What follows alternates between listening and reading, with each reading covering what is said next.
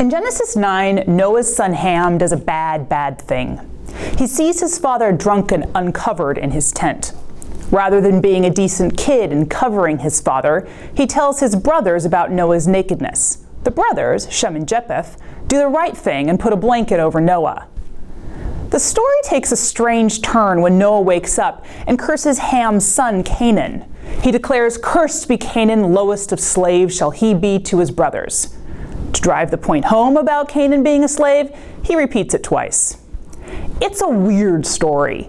Ham does something that seems inappropriate but not necessarily curse-worthy.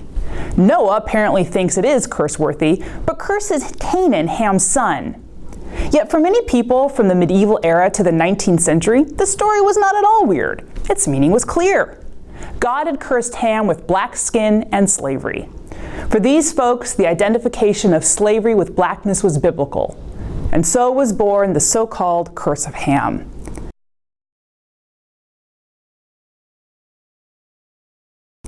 From the vantage point of the 21st century, this interpretation of Genesis 9 has obvious flaws. First, the interpretation ignores that Noah cursed Canaan, not Ham. But more importantly, the curse of Ham ignores the fact that Genesis 9 doesn't mention skin color at all. Given how wrong the curse of Ham gets Genesis 9, it seems strange that many people over many centuries believe that Genesis 9 clearly justified enslaving black people. So it's worth asking how that happened. What came first, bad Bible reading or large-scale enslavement of Africans? Did people read the Bible poorly and then enslave millions of Africans? Or did the African slave trade lead people to read the Bible poorly? In this episode, we're going to spend a little bit more time learning how slavery became associated with being black. As we saw in the last episode, by the time Africans came to Virginia, many Europeans associated blackness with slavery, although it took some time for that identification to become absolute in Virginia. In this episode, we're going to explore where the idea that black people were naturally slaves came from, and how something we take for granted, the idea of race, grew out of a desire to say that some people were naturally slaves and some people were naturally free. Slavery is an old institution, and for much of the history of slavery, it wasn't associated with any particular skin color. It has, however, long been associated with dirtiness and darkness, and the reason is fairly simple. For much of human history, being elite meant being able to avoid menial labor, particularly outdoor labor. So, slavery was associated with the dirty, tan skin people get from laboring outdoors, and being elite was associated with clean, paler skin. Now, importantly, those associations existed regardless of the skin color of the slaves.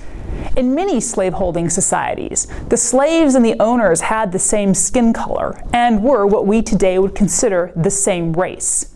The Greeks and Romans held slaves who were Greek and Roman. Slaves in early medieval Europe were often other Europeans. You might think that the association between tan skin and slavery meant that Europeans always held racist views of Africans. That doesn't, however, seem to be the case. As far as we can tell, the Greeks and Romans did not view Africans as a lesser race or even as a race. In medieval Europe, you could find both positive and negative portrayals of Africans, but no consistent idea that black people were designed for enslavement. The connection between slavery and blackness seems to start as Muslims and Christians began enslaving large numbers of sub-Saharan Africans. Large-scale enslavement of Africans started in the 8th and 9th centuries among Muslim slave traders. And that large-scale enslavement of sub-Saharan Africans shifted Muslim views of sub-Saharan Africans. Now, to be clear, Muslims didn't only enslave black people. Muslims, like Christians, enslaved people who we would now consider white. But over time, Muslims identified slavery's dirtiness and darkness, with African slaves in particular. As the darkest people, Africans were seen as particularly fit for the lowest or most menial tasks. Quick note here. Sometimes when white American Christians talk about slavery, I hear them say, well, Muslims did it first. The idea seems to be that if other people practiced race-based slavery before Christians did, then we don't need to care about whatever negative repercussions slavery might have had for the descendants of enslaved people.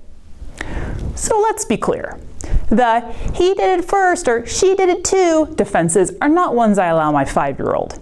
If your best defense is that someone with a different religious tradition did the bad thing before people from your religious tradition did the bad thing, then you really don't have a defense. And more to the point, by enslaving large numbers of sub-Saharan Africans, Muslims weren't doing anything that European Christians didn't do when they got a chance. So, Christians, no cockiness here. Anyway, back to the story. As Muslims began to enslave large numbers of Africans, they began to apply stereotypes to them. They were dirty, they were bestial, that sort of thing. They also began to apply the curse of Ham to them, which Muslims had learned about in their encounters with Jews and Christians. The mass enslavement of Africans made it convenient to read Genesis as supporting the mass enslavement of Africans. Over time, the curse of Ham as support for black slavery reading spread throughout the Atlantic world. One major point of entry into Europe was Spain. Here the story gets a bit complicated, so just bear with me. For about 700 years, Muslims controlled some portions of Spain. During those years, both Muslims, sometimes called Moors, and Jews lived in Spain.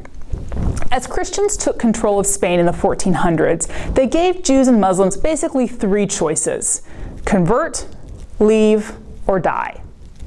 Some Jews and Muslims converted to Christianity, but many Christians in Spain didn't believe the conversions were real. Many Christian Spaniards began to worry about purity of blood. What they meant was that Christian blood differed from Jewish or Muslim blood, and conversion couldn't change blood. Only those with pure Christian blood could truly be Christians. Around the time people in Spain were worried about blood purity, 2 other things happened. First, the idea that the curse of Ham supported black slavery came to Spain. And second, Spaniards began importing African slaves into Spain. So, a group of people who looked different and who occupied the lowest rung on the social scale arrived in a place where people increasingly believed in fundamental differences, blood differences among people. Throw into the mix a Bible story that supposedly says black people are made for slavery, what do you get? The belief that Africans were fundamentally different from Spaniards and, naturally, slaves. We see, in other words, the development of what we today call race. That leads us back to Virginia and what we discussed in the last episode. People in Virginia inherited many traditions and teachings about slavery. One relatively new tradition was the tradition of not having slaves, particularly of not having co-religionists as slaves. Parts of Europe, for example, had largely eradicated slavery during the medieval era. Thus, not having slaves of any kind was a viable option, something that people could have thought possible. Another tradition was not basing slavery on race. That was the dominant tradition in the worldwide history of slavery. The third tradition, absolutely the newest one, described people from Africa as inherently made for slavery and supported that view with the Bible. In the colonies, that new tradition won, although it took some time. As we have seen, it took about 80 years for slavery to become absolutely identified with African descent in Virginia. There was precedent for race-based slavery, but it wasn't inevitable. It wasn't the only thinkable option, and it didn't just happen.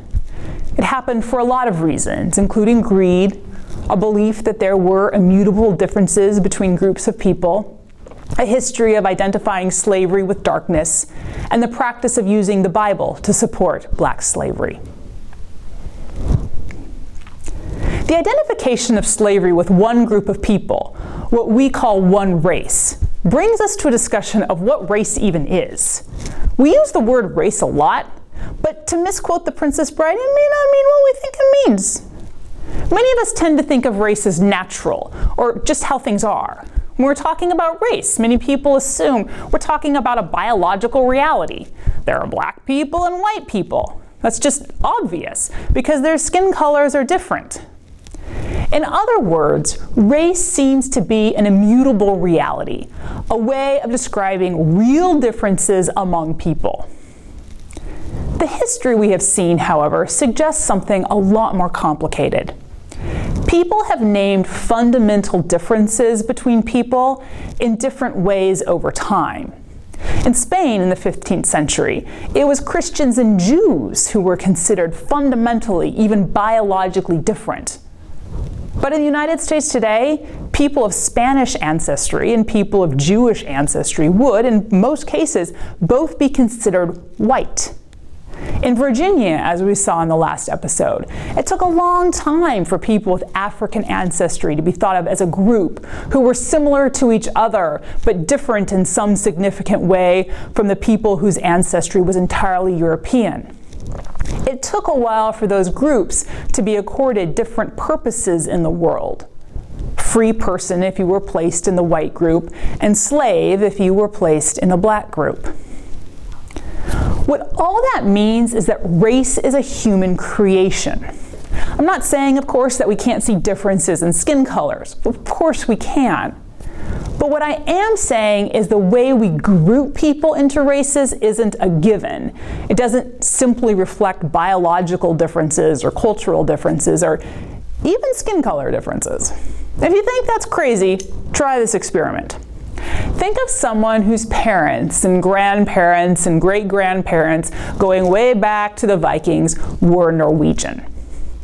Now think of someone from Italy who traces her Italian descent back to the Caesars. Do they have the same skin color? No.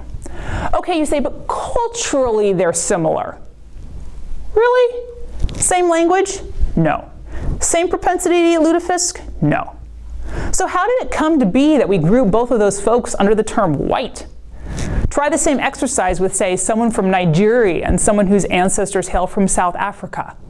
Different skin tones, different languages, yet we lump them together as the same race. At this point, some folks always say, well, okay, but skin color is biological, right? I mean, the categories might be a little arbitrary, but they're based on real biological differences. White people have more in common biologically with, well, white people and black people with black people, right? No. All humans share a great deal of genetic material, but when you get to the level of what we don't share, there is as much difference among the people we lump into the same racial group as there is between people in different racial groups. In other words, the people we term black have as much genetic diversity among themselves as they do as a group with the people we term white. And here's another thing. If you want to group people by biological features, there are lots of ways you could do it. Take fingerprints. Fingerprints exist in three major patterns: loops, whorls, and arches. If you grouped people by fingerprints, a real, physical, biological difference. Europeans and Africans would be in one race, and Jews and Indonesians in another. Or you could group people by lactose tolerance. That's a biological feature.